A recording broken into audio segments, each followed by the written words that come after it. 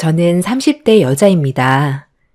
이번에 새로운 지역으로 이사를 했는데 그곳에서 전혀 예상치 못한 사람들을 만나 사연을 신청하게 되었습니다.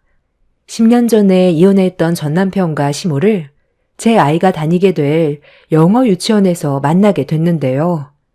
10년이 지났는데도 그때나 지금이나 달라진 건 없더라고요.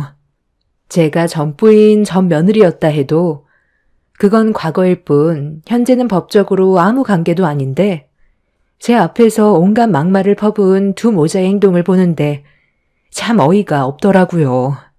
과거에 안 좋게 끝났어도 이미 지나간 일인데 뭐하러 쓸데없이 감정 소모를 하는 건지 이해가 되지 않았어요. 어차피 전 남편의 아이가 같은 유치원에 있다는 걸 알게 돼서 다른 유치원을 알아보려 했는데 제 아이 앞에서 입에 담지 못할 말을 쏟아내는 바람에 좋게 넘어가려 했던 저는 결국 화를 참지 못했는데 그 순간 제 아들이 저에게 물건 하나를 쥐어줬고 그 물건을 확인한 순간 엄청난 사건이 터져버리게 되었습니다. 먼저 10년 전에 제가 전 남편과 왜 이혼을 하게 됐는지부터 설명을 드리는 게 좋을 것 같네요. 전 남편과 20대에 결혼을 해서 젊은 나이에 악착같이 열심히 살아갔어요. 제가 생각했던 결혼 생활과는 많이 달랐지만 그래도 최선을 다했어요. 그때는 정말 의욕이 넘쳤고 남편과 함께라면 뭐든 잘 헤쳐나갈 수 있을 거라 생각했었는데 그건 제 착각이었다는 걸 살면서 점점 피부로 느끼게 되었습니다. 연애와 결혼은 너무 다르다는 걸 알게 됐을 땐 이미 늦어버렸지만 남편과 최대한 조율해서 맞춰가다 보면 그래도 잘 지낼 수 있을 것 같았는데 남편은 본인이 하고 싶은 대로만 행동을 하려고 고집을 부리는 바람에 부부싸움은 점점 잦아지게 되었죠. 웬만하면 이해하려고 했는데 어느 정도껏 해야지. 당신은 나랑 결혼했잖아. 그럼 이제 어머님 품에서 벗어난 건데 언제까지 그럴 거야? 어머님이 무슨 말만 하면 하던 일 다 때려치우고 시댁으로 달려가잖아. 여기서 시댁이 먼 것도 아니고 차 타고 2시간이나 달려가야 될 거리인데 계속 이렇게 살 수는 없다는 거 몰라? 결혼했다고 해서 엄마 연락 안 받을 순 없잖아. 나도 다 생각이 있으니까 엄마가 불렀을 때 피곤해도 잠깐 다녀오는 거지. 엄마가 내가 결혼한 게 아직까지 실감나지 않는다고 많이 외로워하시는데 그걸 알면서도 모른 척하는 건 불효자나 마찬가지잖아. 나는 엄마한테 아픔을 안겨주고 싶지가 않아. 그래서 시도 때도 없이 부르면 무조건 가겠다는 거야? 당신 어제 나랑 영화 볼 때 어떻게 했어? 한창 영화 보고 있던 도중에 갑자기 어머님이 뭐하냐고 보낸 문자에 영화 본다고 답장하자마자 어떻게 됐어? 어머님이 당신이랑 같이 영화 봤을 때가 기억난다면서 지금은 같이 영화 볼 사람도 없어서 많이 외롭고 힘들다는 한마디에 나랑 영화 잘 보다가 갑자기 자리에서 일어나 어머님한테 달려가 나랑 보던 영화 어머님이랑 봤잖아. 그래, 그것까지는 내가 100번 양보하고 이해했다고 쳐. 그런데 지금 몇 시인 줄 알아?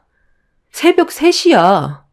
당신 내일 쉬는 날도 아니고 아침 일찍 출근해야 되는데 지금 시간에 시댁을 가겠다고? 엄마가 내가 지내던 방문을 열었는데 결혼 전에 함께 있었던 추억들이 갑자기 떠올라서 보고 싶다잖아. 엄마가 울먹이면서 전화를 했는데 너 같으면 잠이 오냐? 차라리 얼굴 한번 보여주는 게 훨씬 낫지. 당신이야말로 나를 좀 이해해줘야 되는 거 아니야? 나를 사랑하면 이런 것도 이해해줘야 되는 게 맞는 거잖아. 내가 지금 당신이랑 결혼한 거 맞는 거지? 아무리 어머님이 보고 싶다고 해도 당신은 나랑 결혼했고 새살림을 차렸는데 보고 싶다는 한마디에 자다가 벌떡 일어나 시댁으로 가려는 건 확실하게 잘못됐으니까 짚고 넘어가는 거야. 내가 한두 번이면 이해를 하지. 나랑 결혼한 지 지금 얼마나 됐어? 벌써 6개월이 지나가고 있어. 그런데 당신은 내 생각 조금도 하지 않고 무조건 어머님 입장에서만 얘기하고 있잖아.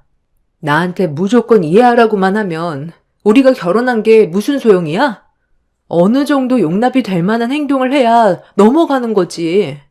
우리 관계 계속 이런 식이면 같이 못 살아. 결국 불행한 길을 걷게 될 거라고. 당신 원래 이렇게까지 말이 많았어? 그냥 대충 이해하고 넘어가면 되지.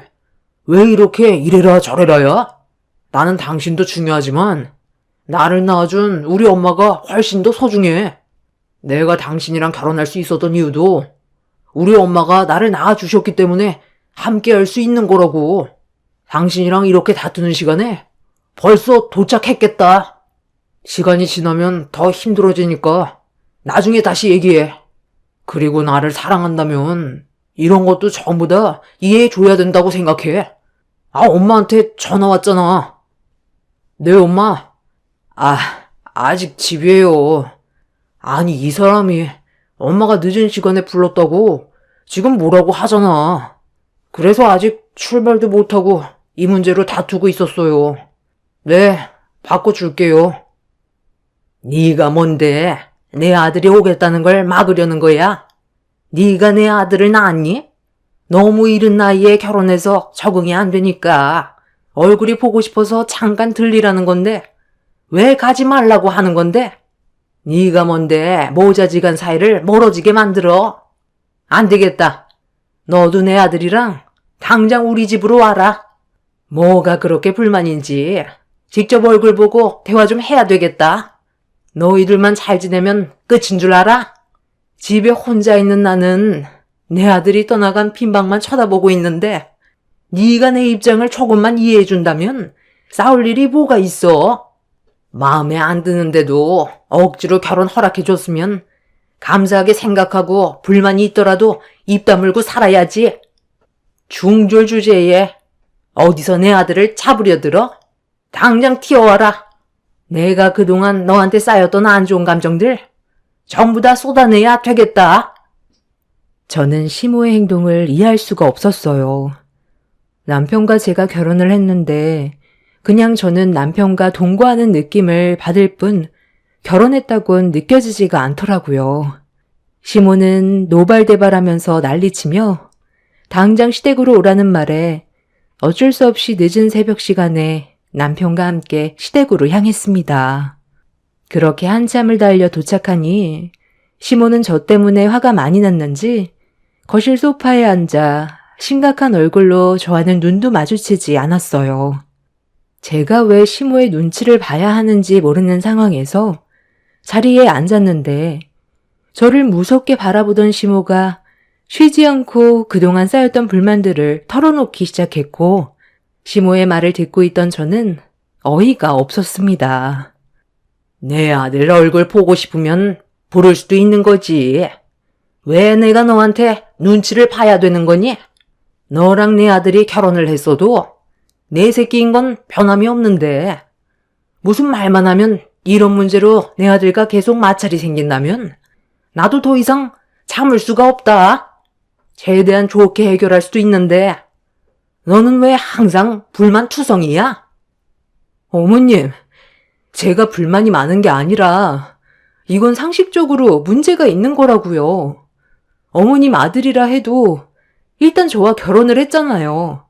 그럼 저희가 앞으로 잘 살아갈 수 있게 어머님의 배려를 해주셔야 되는데 밤낮 가리지 않고 이 사람이 보고 싶다는 이유 하나로 시도 때도 없이 전화하면 앞으로 어떻게 좋은 관계를 유지하면서 살아갈 수 있겠어요?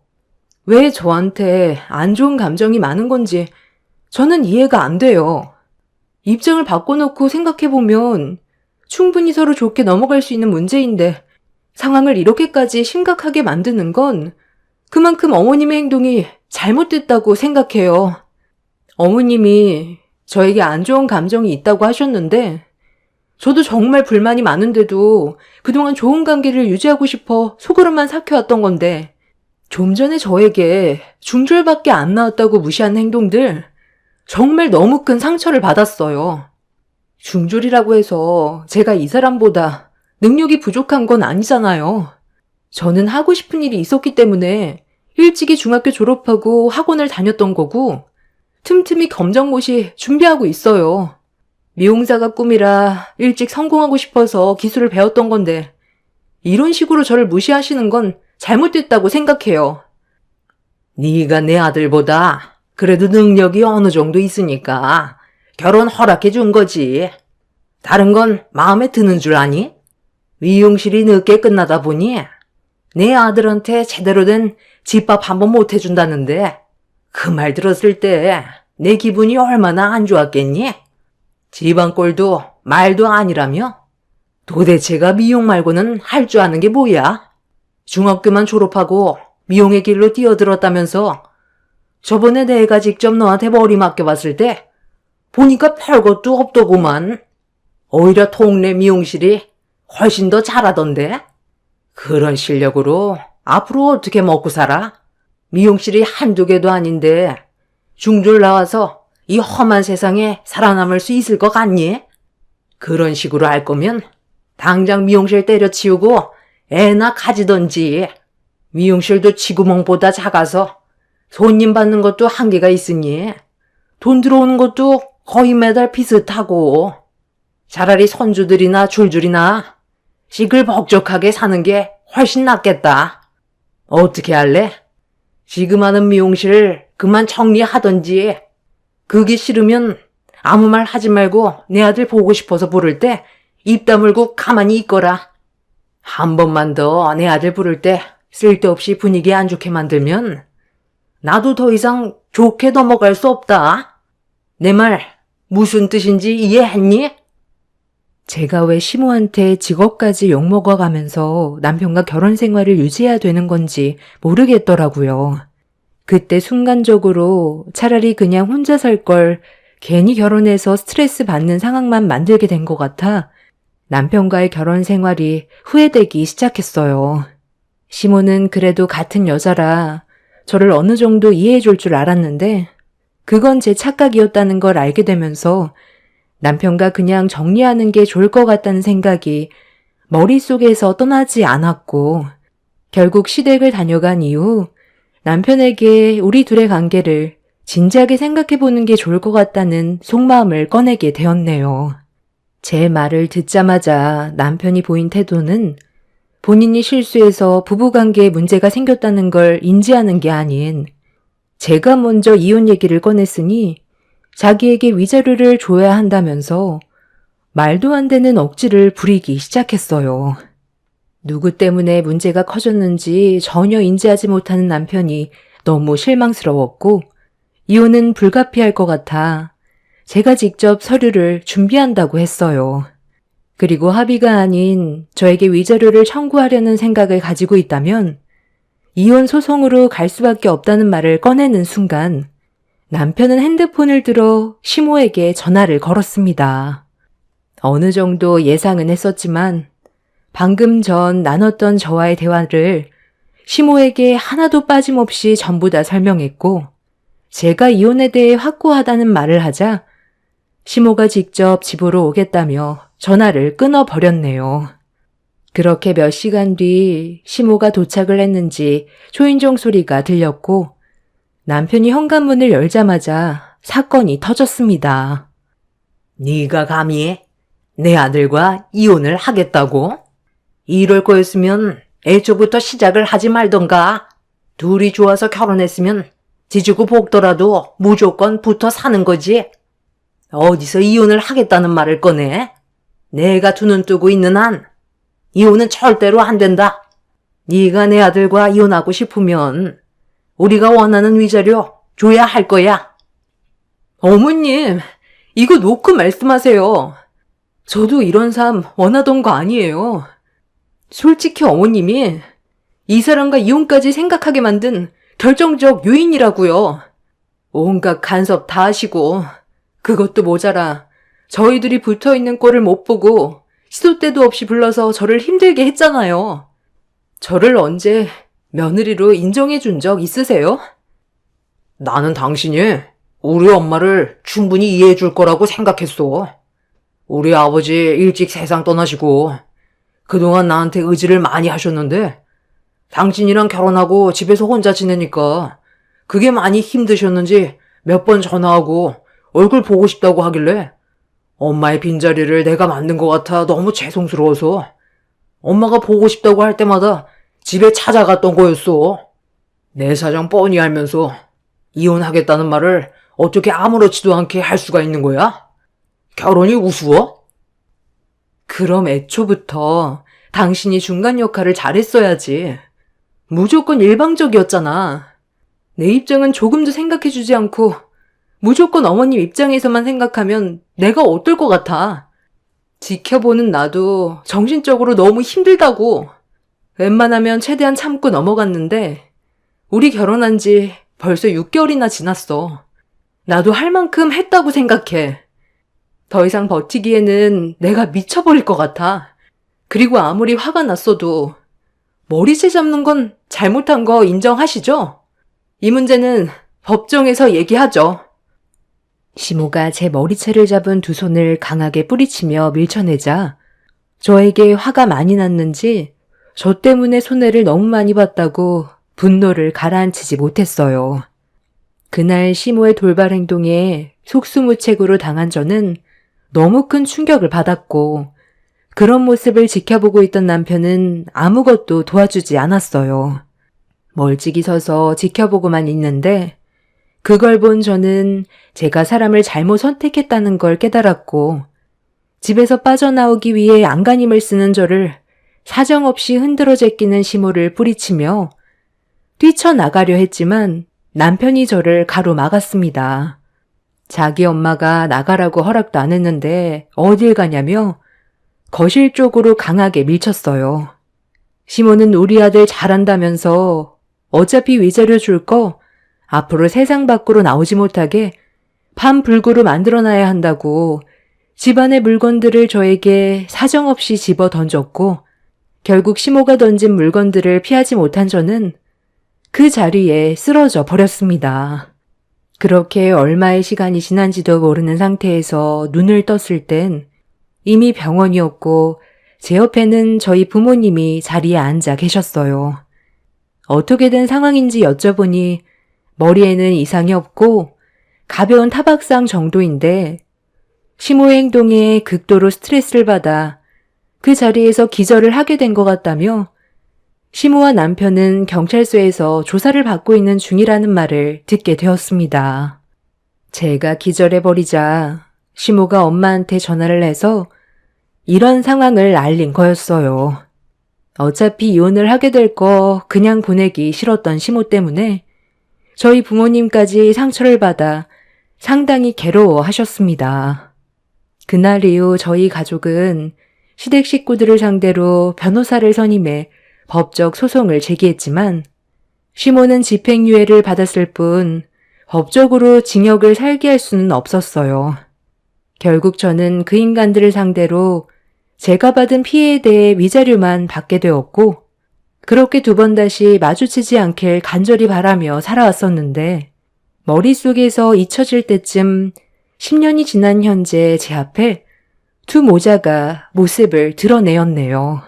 저는 전 남편과 이혼을 하고 새로운 사람을 만나 행복한 결혼 생활을 하다가 남편 사업 문제로 이사를 하게 됐었고 잘 지내고 있었는데 영어 유치원에 다니는 제 아이가 끝나는 시간에 맞춰 유치원 앞에 도착을 했는데 저희 집에서 아이를 돌봐주던 유모가 먼저 도착해 제 아이를 데리고 나오길래 차에서 내려 아이한테 걸어가던 순간 제 앞에 예상치 못한 인물들이 나타났어요.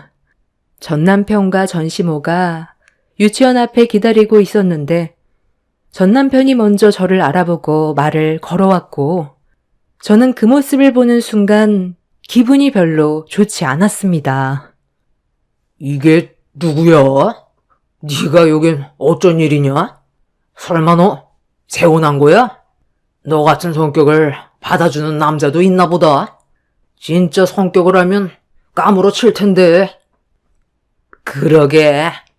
너 성격 받아줄 남자가 있다는 것도 신기하네. 그런데 네가 여기 있는 건 결혼해서 애까지 낳았다는 건데 중졸밖에 안 나온 콜빈 네가 낳은 애도 이런 데 오냐?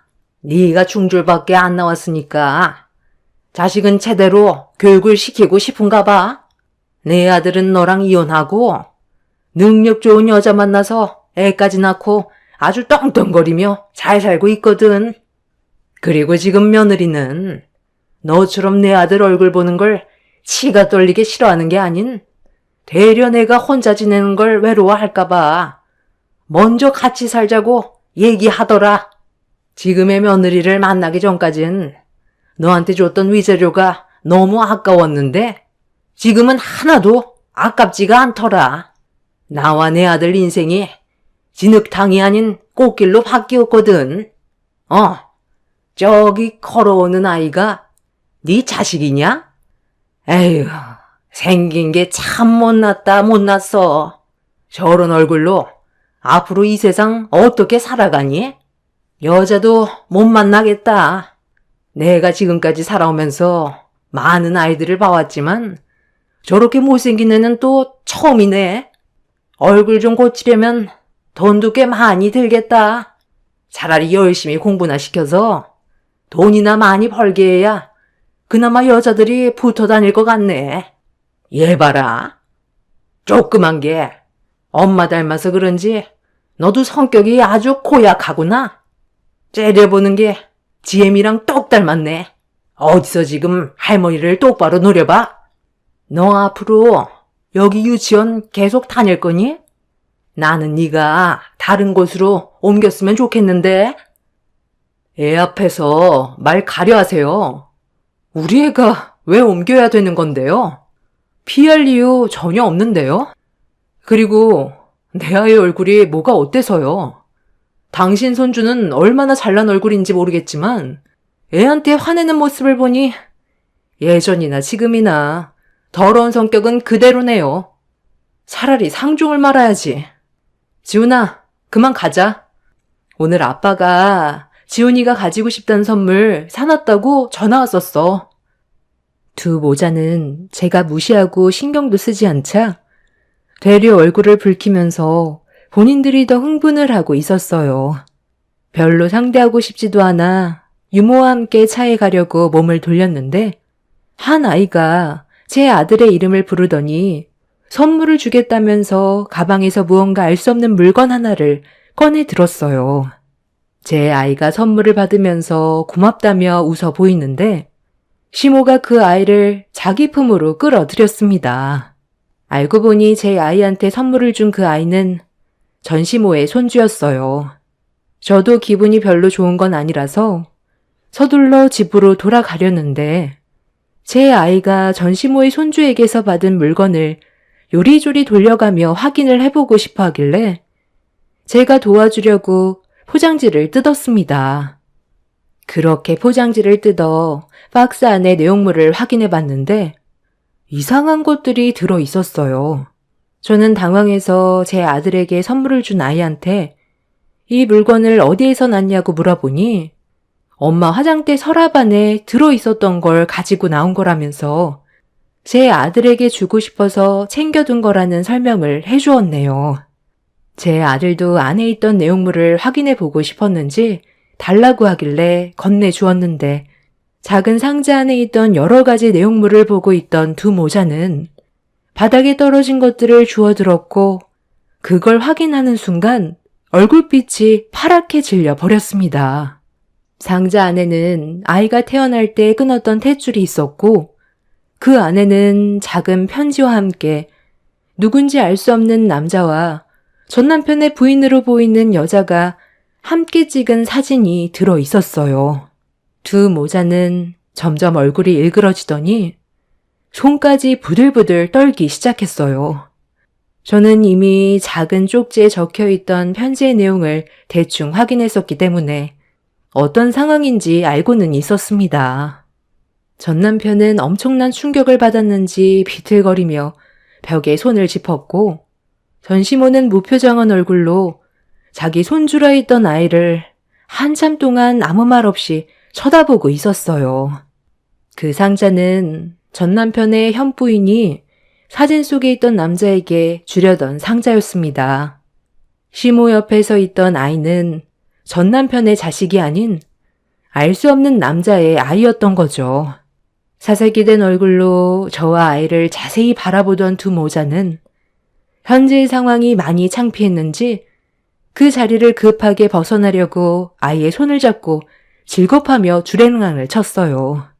제 아이의 얼굴을 자세히 바라보면서 못생겼다고 막말을 쏟아내던 두 모자는 자기 핏줄이 아니라는 걸 뒤늦게 알곤 많이 창피했는지 얼굴도 들지 못한 채 급하게 도망을 쳤습니다. 그리고 그날 이후 그 아이는 유치원에서 더 이상 얼굴을 볼 수가 없었고 최근에 소식을 접할 수 있었는데 상자 안에 있던 그 남자는 전 남편이 알지 못하는 첫사랑이었어요.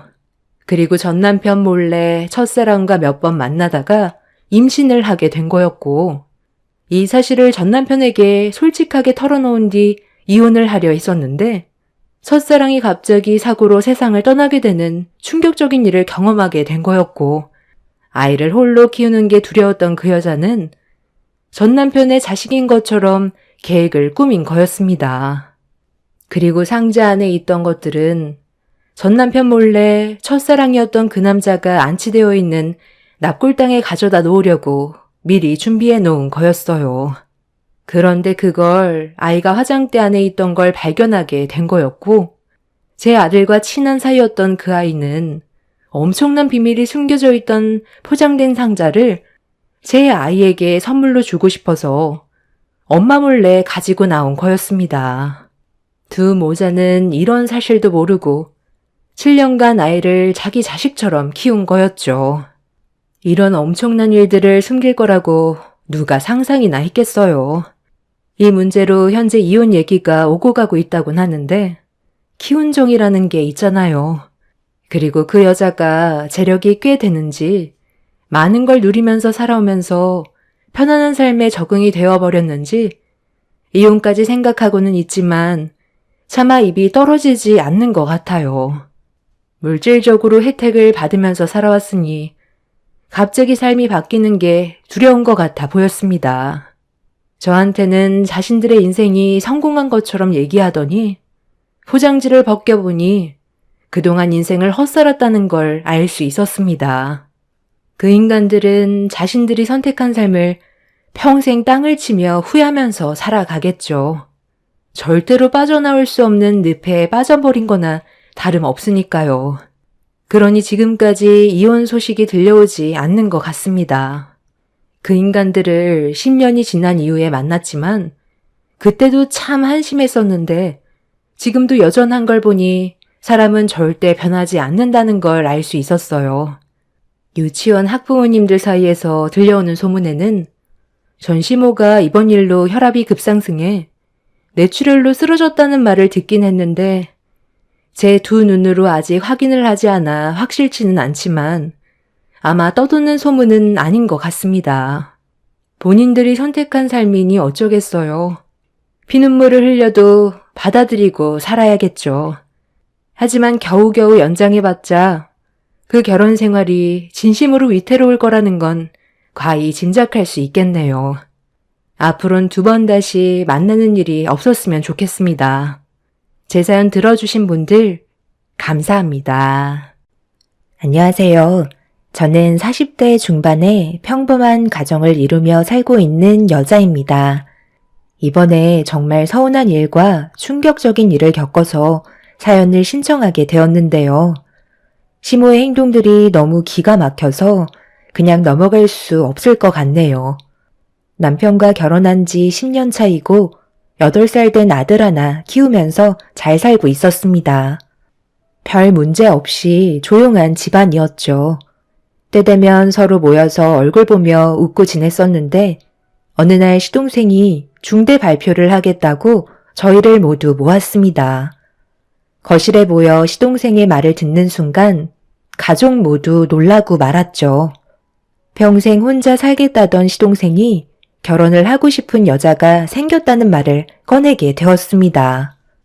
저희가 입을 다물지 못할 정도로 놀랐던 이유는 저도 10년간 시동생을 봐왔지만 여자에 대해 1도 관심이 없을 만큼 자기 생활에 만족하며 지내왔었어요. 혼자 사는 게 편하고 남을 신경 쓰는 것 자체를 싫어하는 성격이었죠. 제가 봤을 때도 시동생은 여자에 대한 생각보다 자신의 일에 더 취해 있었는데 여자와 진지하게 만남을 가지고 있다는 말도 아니고 결혼할 여자가 생겼다는 말을 들었을 때 처음에는 장난치는 줄 알았습니다.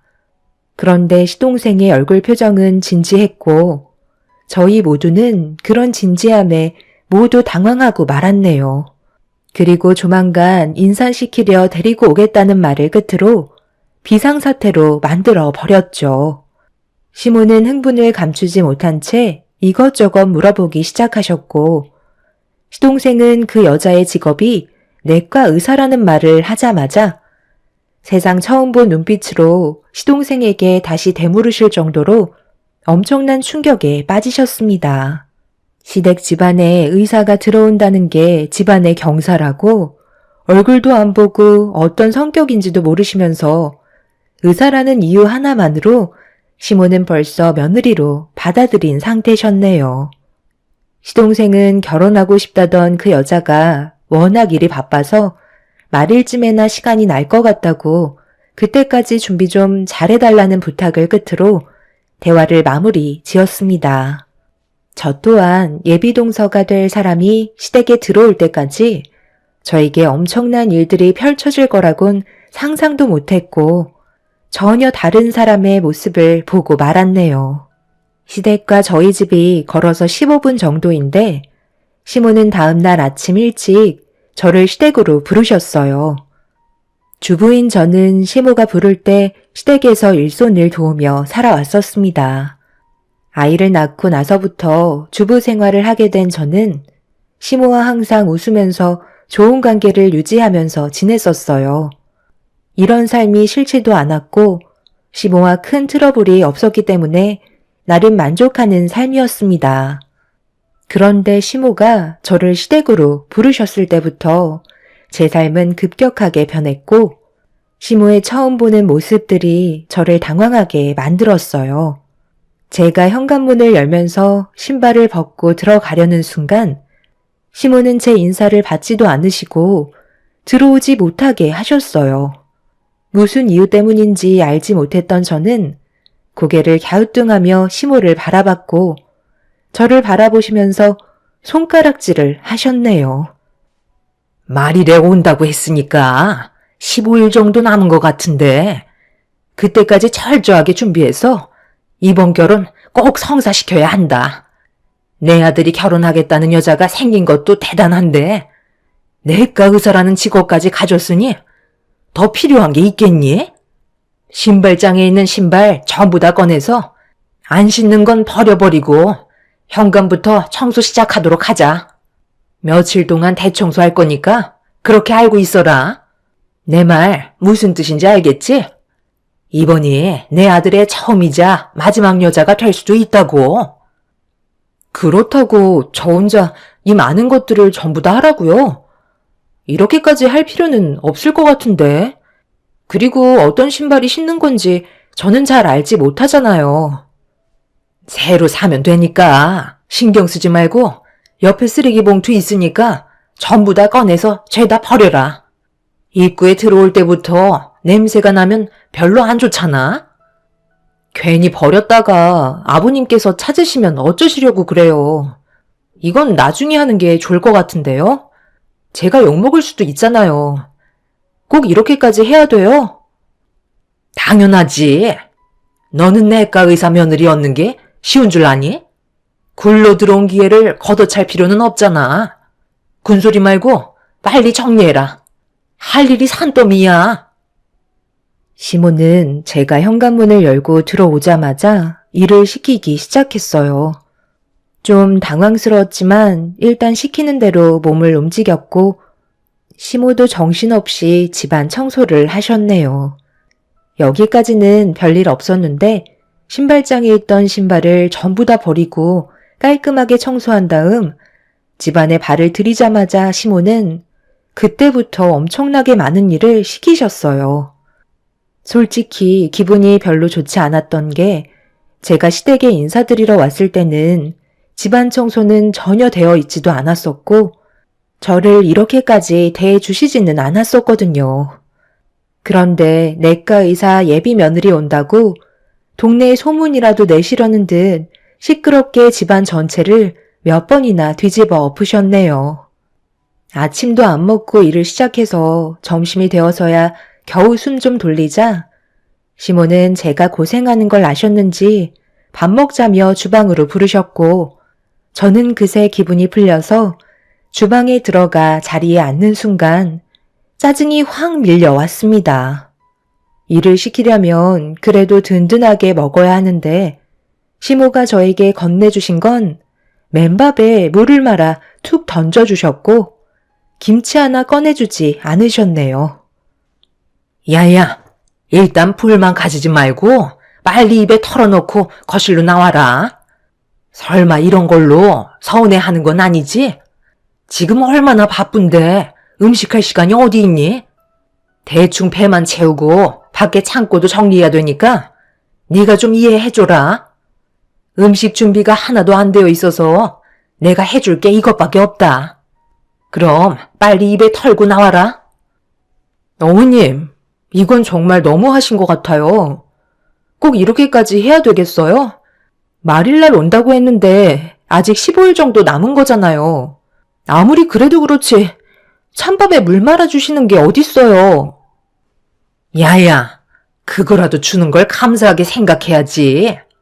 너 혹시 의사 며느리 들어온다고 해서 신경 쓰이는 거니? 얘가 별일 아닌 거 가지고 오늘따라 되게 예민하네. 시모는 말끝마다 야야라고 하시며 먹기 싫으면 먹지 말라고 제 앞에 놓여있던 찬밥에 물을 마른 그릇을 치우려 하시길래 너무 허기가 져서 결국 입에 털어넣고 말았네요. 의사 며느리 들어온다고 저는 눈에 보이지도 않으시는 건지 저를 대하시는 행동 하나하나가 서운하게 다가왔고 제 기분은 점점 안 좋아지고 있었어요. 제대로 먹은 게 없으니 허기는 금방 왔고 시모는 몸이 느려지는 저를 보곤 답답하다며 빨리 움직이라고 더욱더 큰 소리로 재촉하기 시작하셨어요. 제가 왜 예비동서 온다고 이렇게까지 해야 되는 건지 알 수 없었고 인내심 테스트를 시험 받는 것 같은 느낌이 들어 저를 더욱더 괴롭게 만들고 있었죠. 그렇게 늦은 오후가 돼서야 집안일을 대충 마무리할 수 있었는데 시모의 한마디에 저는 짜증이 확 밀려오면서 결국 서운한 감정을 터뜨리고 말았어요. 오늘은 대충 마무리된 것 같고 내일까지만 하면 집안일은 끝나니까 오늘처럼 내일 일찍 와야 한다. 그럼 이제 들어가 봐라. 무슨 할 말이 아직 남았니?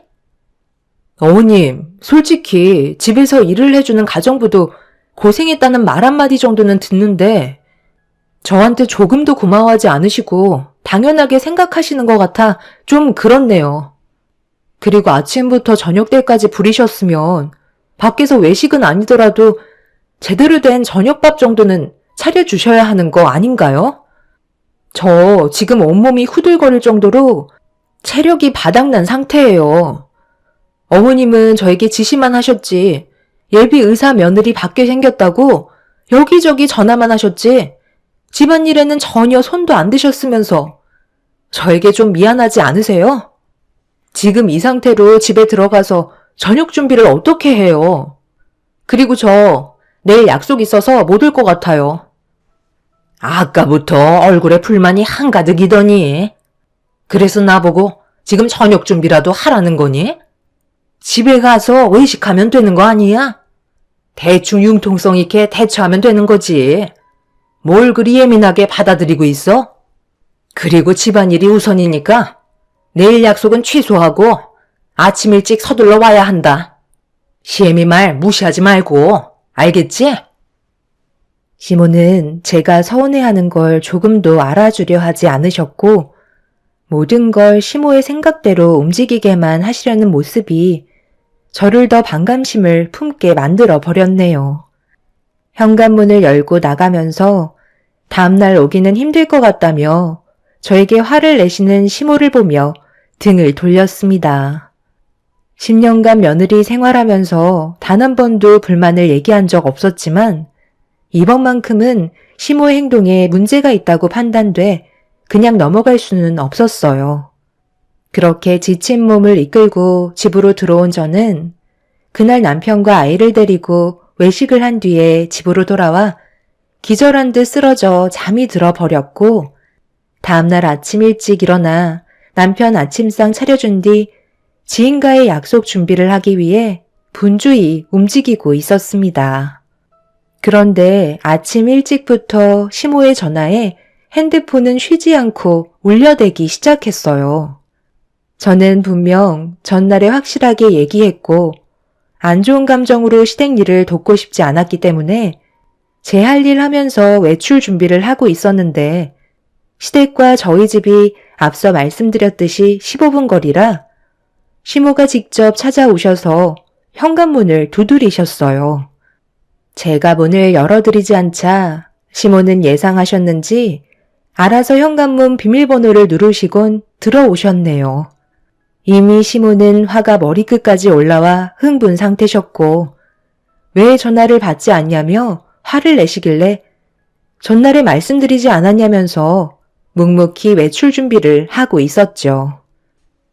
그래서 지금 나를 도와주지 않겠다는 거야? 내가 어제 그렇게 얘기했으면 당연히 일정을 취소해야 되는 거 아니니? 빨리 약속 취소하고 대청소하러 가자. 왜 어머님 의견만 내세우시는 거예요? 저도 일정이 있고 중요한 약속인데 억지 부리셔봤자 소용없다는 거 모르세요? 그리고 어제 좋지 않은 기분으로 집에 들어왔는데 제가 왜 또 가서 일을 해야 되는 거죠? 저는 그런 대우 받으려고 이 집안의 며느리로 들어온 게 아니에요. 차라리 그냥 일해주실 수 있는 사람을 시키세요. 그게 모든 부면에서 훨씬 장점이 많을 것 같아요. 저는 지금 나가야 되니까 어머님도 이제 저희 집에서 그만 나가주세요. 시모는 저를 묵묵히 쳐다보셨고 더 이상 아무 말씀도 하지 않으신 채 집으로 돌아가셨습니다. 그렇게 저는 그날 지인과의 일정을 모두 끝내고 집으로 돌아와 가족들과 즐거운 시간을 보내고 있는데 시모에게 다시 전화가 왔어요. 받고 싶지 않았지만 괜히 싫은 소리 듣기 싫어서 일단 피하지 않고 전화를 받았습니다. 시모는 그날 일정은 잘 끝내고 왔냐며 집에 돌아와 곰곰이 생각해보니까 저에게 했던 행동들에 문제가 많았던 것 같다고 미안하다는 말을 꺼내시면서 저와 시모와의 관계에 금이 가는 건 원하지 않는다고 저를 위로해 주셨습니다.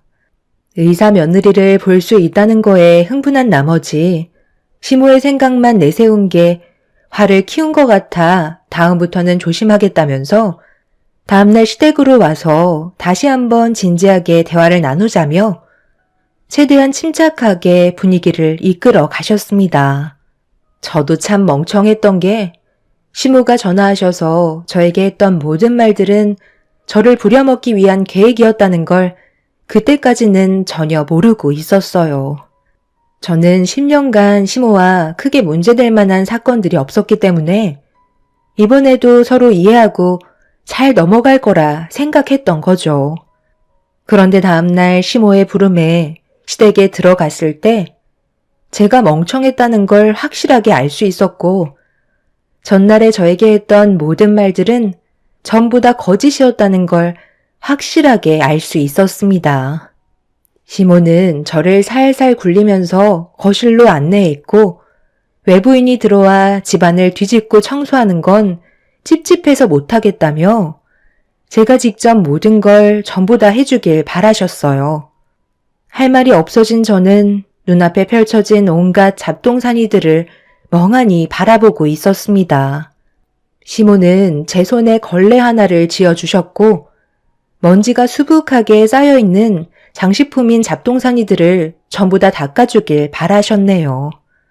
제가 표정이 안 좋아지자 시모는 점심에 맛있는 걸 준비해주겠다며 첫날과 다른 방법으로 저에게 접근하셨고 도움받을 사람이 저밖에 없어서 어쩔 수 없다는 말을 꺼내셨습니다. 불쌍하게 쳐다보시는데 시댁에 발을 들인 상태에서 다시 집으로 돌아가기도 그렇고 난감한 상황이라 어쩔 수 없이 시모가 시키는 걸 다시 묵묵히 해줄 수밖에 없었네요. 결국 저는 땀 흘리며 시모가 시키는 일들을 처리해 나가자 어느새 점심시간이 되었고 시모는 맛있는 걸 해주겠다며 주방으로 들어가셨습니다. 일 처리가 거의 마무리가 되어갈 때쯤 시모가 주방으로 부르셔서 그제서야 허리를 펴고 자리에서 일어났는데 주방으로 걸어갈수록 익숙한 냄새가 코를 찔렀고 주방 식탁에 올려져 있던 음식을 보는 순간 짜증이 확 밀려왔습니다.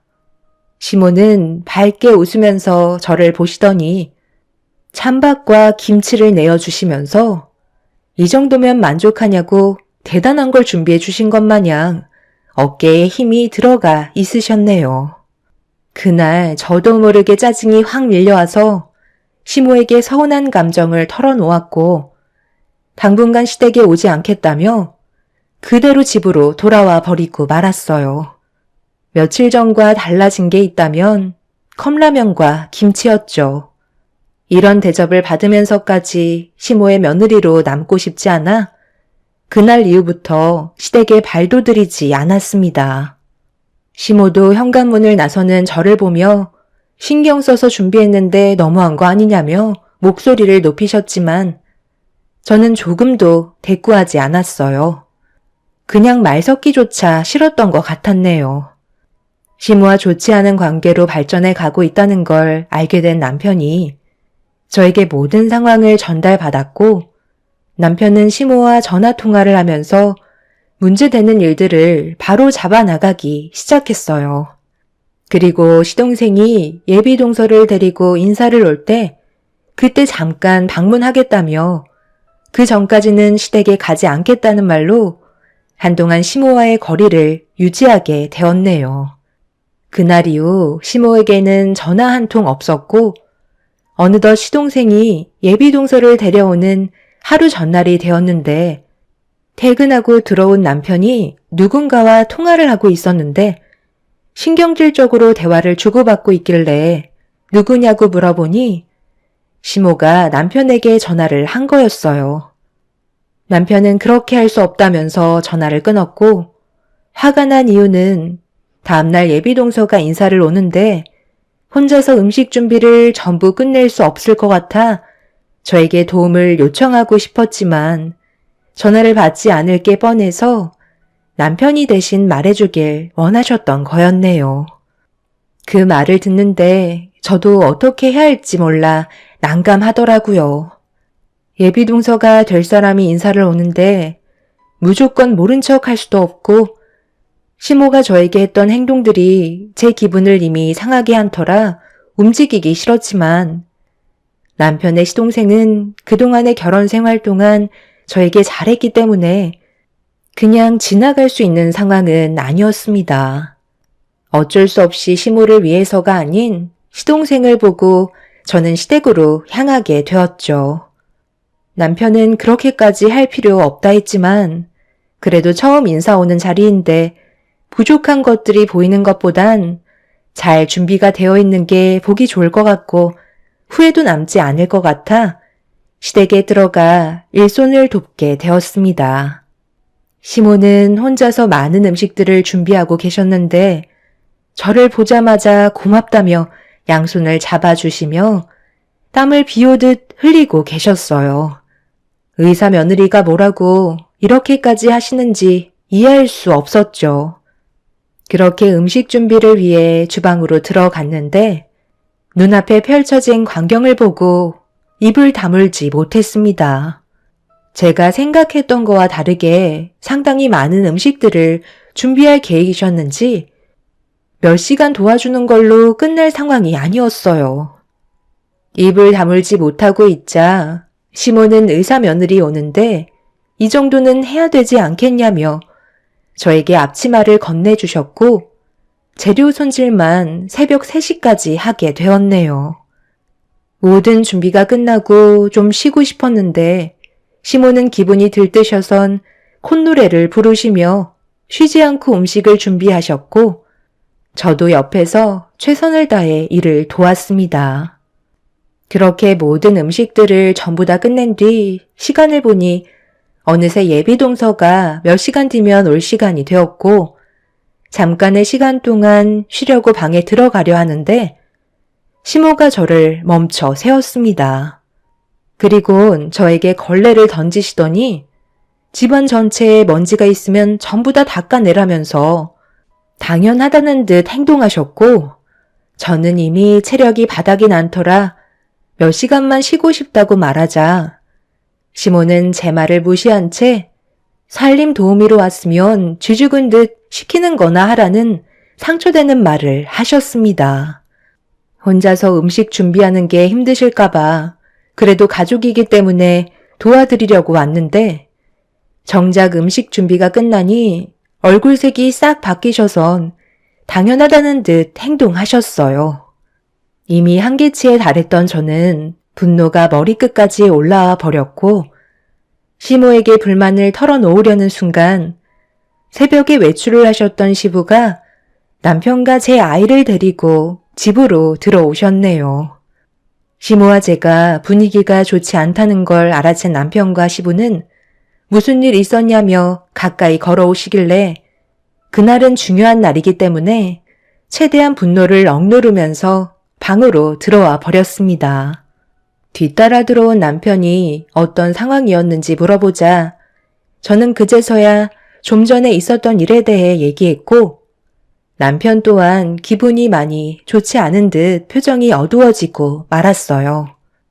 그렇게 최대한 감정 조절을 하면서 음식 준비하느라고 분칠도 못한 몰골을 보면서 화장대에 앉아 정신없이 준비를 했고 그 사이 시동생과 예비동서가 왔는지 시동생의 목소리가 저희 방에까지 들려오고 있었습니다.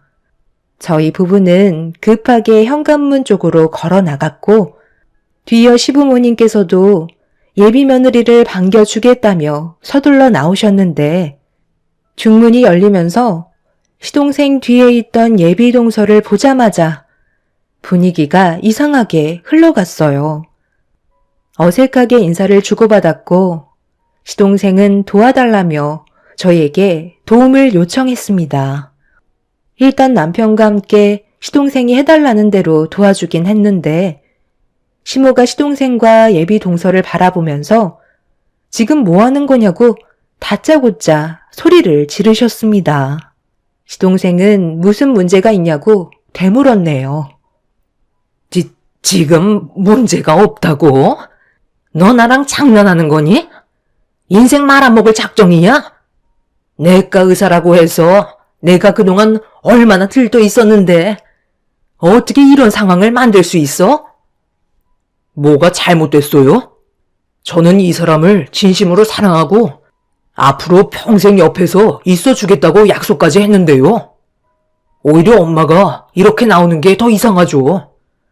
이 사람이 이렇게 된 게 누구 때문인데요? 엄마 때문이잖아요.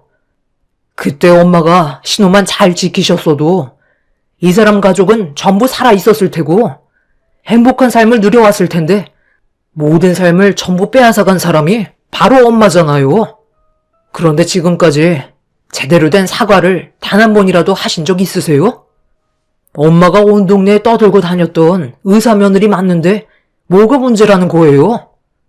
두 다리를 잃어서 그게 마음에 안 드세요?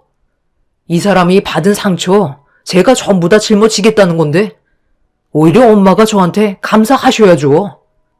그동안 모르셨겠지만 제가 이 사람 마음을 얻으려고 곁에서 얼마나 많은 시간을 쏟아부었는지 아세요? 그렇다고 내가 사고 낸 사람의 가족과 살겠다는 건 말도 안 되는 거지. 내 잘못으로 한순간에 이 여자의 가족들이 세상을 떠나고 이 여자는 두 다리를 잃었는데 어떻게 가족이 될 수 있다는 거야? 나는 절대 이 결혼 반대할 거고 네가 그런 삶을 사는 걸 원하지 않는다. 차라리 그냥 혼자 살아라. 그럼 유정 씨는 누구한테 도움을 받고 의지하면서 살아가야 하는 거죠? 한 살 한 살 나이를 먹어갈 때마다 모든 것들이 힘들어질 텐데 그런 힘든 삶을 살 때마다 저희 집안을 원망할 게 뻔한데 엄마는 두 다리 뻗고 편하게 살아가실 수 있으세요?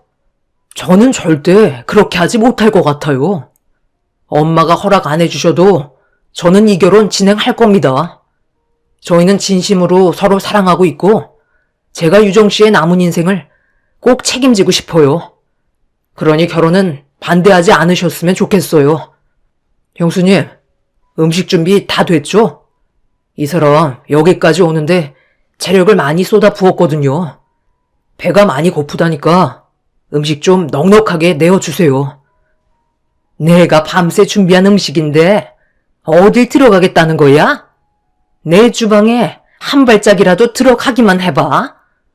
두 다리를 잃은 걸로 끝나지 않을 거야. 어머님이 전부 다 잘못하신 건데 왜 유정 씨가 죄 지은 사람처럼 있어야 하는 거죠? 그리고 음식 준비는 제가 다 했죠. 어머님은 중간중간 힘드시다며 방으로 들어가셔서 주무셨잖아요. 도련님, 유정 씨 데리고 먼저 들어가 앉아 계세요. 최대한 빨리 음식 준비해 드릴게요. 당신은 휠체어 좀 옆으로 치워줘. 시모는 8년 전에 차를 몰고 가시다가 신호 위반을 하신 적이 있으세요. 그때 하필 횡단보도를 건너고 있던 세 가족이 시모가 몰고 가던 차와 충돌이 일어났고 한순간에 이 여자는 부모를 잃게 되었죠. 그런데 이 여자의 두 다리까지 잃게 되어버린 터라 상당한 고통을 겪어야만 했어요. 이런 와중에 시모는 잘못을 인정하지 않고 있었지만 모든 상황들이 시모에게 불리하게 적용이 되고 있었죠.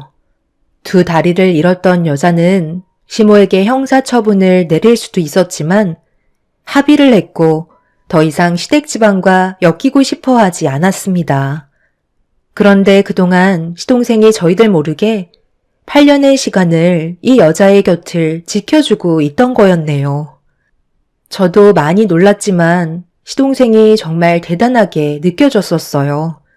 이런 결정을 내릴 수 있는 사람이 많지 않을 텐데 시동생은 자기 가족의 잘못을 끝까지 책임지고 싶어하는 마음을 가지고 있었고 두 다리를 잃은 여자는 결국 시동생의 마음을 받아주게 되었던 거죠. 한 가족의 인생을 송두리째 망가뜨린 시모는 한마디 사과를 한 적도 없었지만 그 뒤에서 시동생은 그 여자에게 자신의 모든 걸 내어주면서 용서를 구했고 둘이 평생 함께하겠다는 결정까지 내린 상태였어요. 그 누구도 쉽게 할 수 없는 결정을 시동생이 했기 때문에 정말 존경스러울 뿐이었네요. 저는 두 사람을 위해 전날에 힘들게 만들었던 음식들을 내어주었고 시모는 음식에 절대 손대지 못한다며 난리를 치셨지만 남편과 시부가 시모를 모시고 밖으로 나가면서 상황은 대충 정리가 되었습니다. 그렇게 시동생과 예비동서는 힘들게 만들었던 음식을 배불리 먹었고 두 사람이 행복했으면 좋겠다는 말을 시작으로 분위기를 좋은 쪽으로 전환을 시켰네요. 남편과 시부도 자리에 참석해 이런저런 대화를 주고받으면서 차분하게 상황을 이끌어 나가고 있었는데 현관문 밖에 계셨던 시모가 문을 열고 들어오려 하시길래 제가 급하게 나가 시모를 가로막아섰어요.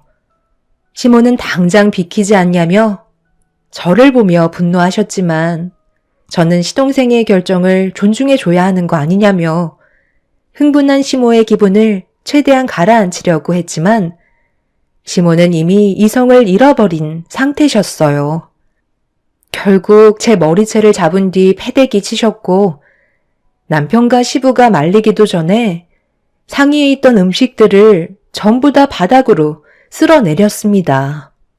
시모는 예비동서의 머리채를 잡으려 하자 시동생이 털끝 하나라도 건들면 평생 얼굴 안 볼 거라며 인연을 끊겠다는 말을 꺼내게 되었습니다.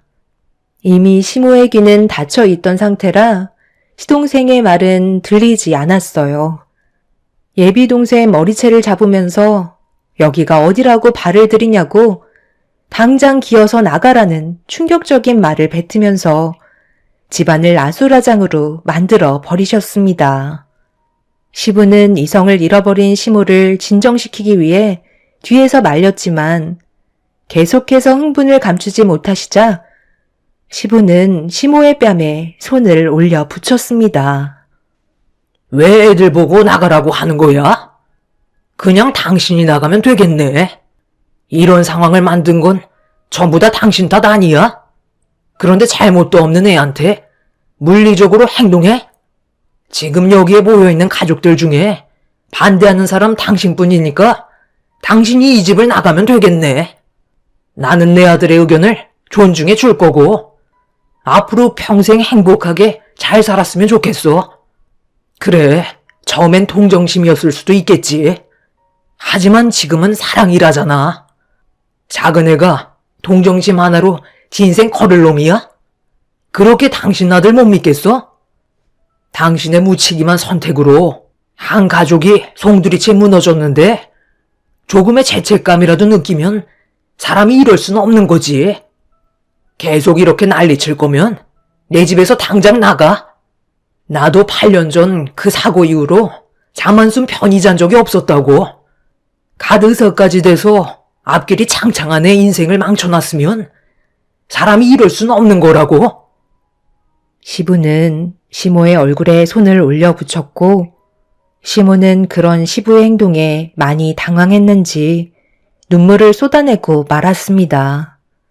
시모는 같이 살 바엔 차라리 따로 사는 게 좋을 것 같다며 정말 짐을 싸서 집 밖으로 나가셨네요. 너무 순식간에 일어난 일들이어서 말릴 틈도 없었지만 시모는 그 이후로 연락도 받지 않으셨어요. 끝끝내 시모는 시동생 결혼식에 발도 들이지 않으셨죠.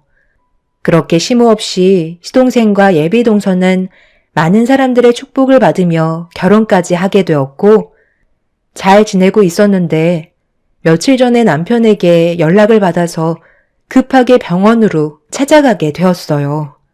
그리고 제 눈앞에 충격적인 광경을 목격하게 되었죠. 시모가 호흡기를 달고 생명이 위태로운 상태라는 말을 의사에게 들을 수 있었고 남편의 말로는 시모가 밤에 무단횡단을 하시다가 트럭과 충돌이 생기게 되었다는 충격적인 상황을 알려주었습니다. 결국 시모가 한 잘못을 되돌려 받게 된 상태인 것 같아 그 모습을 보는데 참 안타깝더라고요. 지금 현재 시모는 혼수 상태로 중환자실에 계신 상태십니다. 저희는 그 모습을 묵묵히 지켜볼 뿐 어떤 조치도 취할 수 없는 상태예요. 결국 일이 이렇게까지 진행이 되어 버렸네요. 시모는 과거의 행동에 대해 후회하고 계실까요? 그래도 남편의 어머니이시니 기적적으로 깨어나시길 바라지만 만약 어쩔 수 없이 세상을 등지신다면 동서에게 미안했다는 말 한마디 마음속으로라도 하셨으면 좋겠네요. 제 사연 들어주신 분들 항상 횡단보도 건너실 때 주의를 살피시고 운전하시는 분들도 안전운행 하시길 바랍니다. 여러분들의 인생길이 언제나 행복이 가득한 꽃길이 펼쳐지길 기원 드리겠습니다. 감사합니다.